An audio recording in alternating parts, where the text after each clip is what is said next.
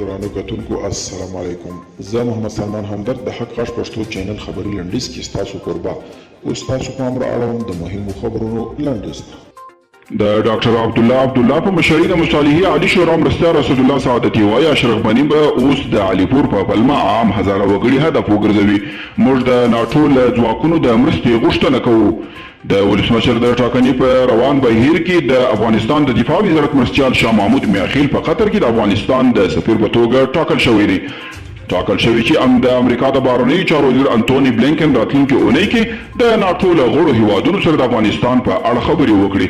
د امریکا د بهرنیو چارو وزارت مرستیال فیلیپ ریکر ویلي چې په دې ناستې کې په افغانستان کې د بهرنیو ځواکونو پر حضور هم مهم بحثونه وشي.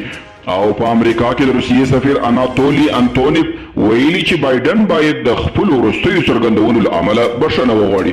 هغه ویلي چې امریکا باید له پارونکو او بې اساس څرګندونو څخه لاس واخلي.